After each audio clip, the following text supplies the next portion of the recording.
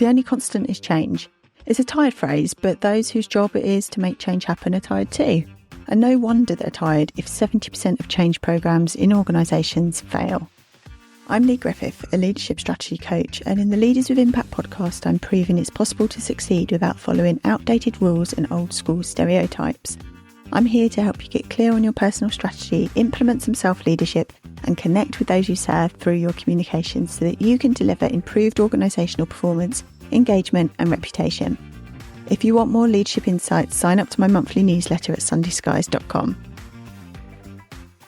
In today's episode, I'm looking at the one single thing leaders and organisations can do to change their fortunes, and that is by focusing on how they get buy-in for their vision and their ideas. I share why so many organisations fail to make or sustain change, and I talk through the 5 skills senior leaders need for successful change during complex times. Enjoy. When I hold VIP intensive days with my clients, often what we're working on is formulating a plan around their strategy and their approach to either delivering a large change program of some sort, or if they're a CEO in particular, we're maybe mapping out how they're going to be showing up in the next 3 to 6 months to achieve all the organisational priorities. And I find the same challenges crop up each time around taking people with them. So I thought I would talk it through with you all today. Now, there's a strange paradox in the fact that people inherently prefer things that they're comfortable with. We know change is the opposite of comfortable, yet we keep instigating change. And I get it. Like, we have to change as people, as leaders, as organisations. We have to respond to the changing environment we operate within. We have to make sure we're financially sound, or even that we're making a profit. We have to adapt as new technologies come into play, as our workforce grows and evolves. There are so many influencing factors that we can't stay in a little protected bubble and believe that everything will be okay. I mean, I wish we could. As a highly functioning, anxious person, I'd love to be in my bubble all the time, but we know shit happens, we have to change. And we've seen so many organisations who are no longer with us because they couldn't adapt to the circumstances. RIP Woolworths. I mean, I know it's been 15, maybe more years. I don't know. Still would love to see the return of Woolworths on the high street, but c'est la vie. Organisational growth, organisational survival even, is dependent on change. We know that to be true. So why are organisations and leaders still struggling to do it well? Only 30% of change initiatives succeed. And by that, I mean it's met its stated objectives or its desired outcome. For everyone else, that's 70%. Not only are they not making change happen, in fact, they're creating a whole load of other organisational problems. So not only is the original challenge or opportunity not resolved, which will have its own set of issues, there are all these ripple effects that go on. The trust of your team, your staff, your stakeholders becomes diluted. It might disappear depending on how badly the situation was handled. Performance could nosedive, morale can fall, time and money is lost. And all of this can have a negative effect on reputation as well, individually, collectively, organisationally. Think about the organisation you work in. You might have an ambitious target to meet. It might be financial, it might be quality, it might be some other form of performance metric. There's usually a time pressure, actual or artificial. We know that, we set these SMART goals, so there is some element of timescale attached to it. We haven't always necessarily tested the realistic part of SMART, but that's by the by. And then what normally happens is the leaders, whether that's the CEO or the executive lead, they have a great idea around what needs to happen, and then they tell others to go forth and make it so. What you see is typically the responsibility for the change process, the doing bit, is passed to a department. It might be a strategy or a transformation director. maybe a quality improvement team. Perhaps you have a PMO, project management office in place. Organisations can invest loads of money in upskilling those people who are responsible for change. Project management training, you might have a quality improvement program for your service leads. Perhaps there are leadership courses for department heads. Considerable time and money can be spent. And therefore, this expectation by the most senior leaders is that they're going to get a return of investment by these specific individuals. Change is going to happen. Everyone assumes that to be the case. And if things don't go as planned, then more resource, more governance, more accountability, more meetings, more paperwork is put in place to support, I say with bunny ears, those managing the change. More time, more money spent, more expectations for a return on investment made. Yet, for all of that, 70% of change initiatives still fail. Why? Now, I liken it to marching a team up the hill for battle and then turning around to notice that the team are still at the bottom of the hill, or they've marched up a completely different hill.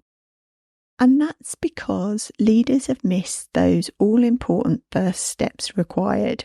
Steps you have to take before you begin marching others up that hill, before you put the shoes on or your kit or whatever it is that you need for battle. And it's not about resourcing a change team. Whilst there's nothing against that, there is a need and a place for these people in the organisation. But that isn't your first step. You need to start looking closer at home at what your senior leaders are doing to lead and inspire the change to begin with, because this is often where the real failure stems from. Organisations overlook the need to upskill their senior leaders, the ones who, after all, are going to be shaping the direction and the approach and the tone of change, regardless of how great your change specialists might be. A poorly skilled senior leadership team can undermine the whole lot. Let's have a look at the skills your senior leadership team need to have. Firstly, they need to be able to set a vision and a purpose. What will this change mean? Why is it important? How does my vision fit with the organisational vision? Leaders need to understand the challenges from the perspective of the people affected. So often, leaders can position things at too macro a level. I often say when you do big financial savings, it can feel like a monopoly game because the numbers aren't real to the individual. Or a leader can come at it from their own vantage point and why it's important to them. And that can make them as a person feel distanced and unrelatable and out of touch with other people and the real issues. The second skill is that senior leaders need to ensure they have the alignment of their board and executive colleagues. I'd be a really rich woman for every time I've heard someone say, well, when I talked through the slide deck, there were no questions or people didn't say anything or they sat there and nodded their heads, but they've all gone off and they've either done nothing that I've told them to do or they've gone and done their own thing. Let's be clear. Silence doesn't mean agreement. Nodding heads doesn't mean agreement. Also, side note, can we stop with slide decks as a way to get buy-in for complex challenges? They have never worked. They will not work. It's a comfort blanket for you as a leader. Anyway, that's rant over. Silence can mean your board, your exec colleagues don't understand what you're going on about. It can mean they don't agree with what it is you're suggesting to do. It could mean that they're scared to ask a question or they don't want to rock the boat by coming across as challenging in front of others. They might think that their idea and their plan is more important, which is why they go off and do their own things. Not enough time and energy is spent getting alignment at a senior level before a strategy or initiative is launched. And members of that senior team aren't supported to help them make it relevant to them and their teams, which is usually why they carry on with their own agendas and priorities. Third area is around how leaders focus on the way they engage with others around that need for change? How are they testing that what they're trying to fix is realistic, that it's needed, that it's something that other people are going to get behind? You don't do that at the point you launch the change or you launch the strategy. You need to be doing this work all the time. You're listening, triangulating, asking the right questions so that you can make sure that your vision right at the very beginning is the right one to begin with. And linked to that is your communications, and it's a really overlooked skill. I see senior leaders who either have too much to say, they don't want or think they should say anything at this point, or they get really bored really quickly with the message that they're giving, and so they're constantly seeking to evolve it. And this can be as big a reason for why you don't have board and exec alignment as you not taking your teams with you. If you get into the weeds with detail, if you use loads of jargon, if you're focusing on messages not relevant or interesting for the audience you're talking to, you're going to fail to take people with you. I always say, as your starting point, you should be able to summarise the change in one sentence. That's the same sentence that you want every member of the board, the exec, your team, to have as a golden thread going through everything you do. It's the way that you test the decisions that you make. And then you need to have, I'd say probably about 3, certainly no more than 5 bullet points that will articulate what that will mean for each stakeholder group. How will they know the difference? And it will be different. Your board are going to be interested in different outcomes to your clients or your community or your staff or external stakeholders. So a one-size-fits-all approach won't cut it. You really got to think about it through the lens of the stakeholder that it affects. Then you can get into the detail of how you're going to do it, how you know it's done, how you're going to resource it. If you don't have that golden thread to begin with, the one-liner, the differentiated points for different stakeholders, you're going to really struggle to provide clarity and consistency. And the final area that leaders overlook is that self-leadership piece. And you might say I bang on about this, but you can't lead others if you're not leading yourself, as I always say. So how are you going to make decisions and prioritise those decisions? How are you going to show support without micromanaging? How are you going to encourage learning instead of expecting perfectionism? What's the tone you're seeking to set? Again, organisations can get bogged down in organisational governance and don't consider the impact of individual leaders. So these 5 things, all of these things need to be considered and worked through individually and collectively as a senior leadership team before any change happens. That's how you increase the chance of success. Now, there's an assumption made that those who reach senior leadership levels, that C-suite, board level, whatever you might call it in your organisation, there's an expectation and an assumption that you know how to do this stuff already, that you know how to set a vision, show self-leadership, communicate with clarity, take people with you.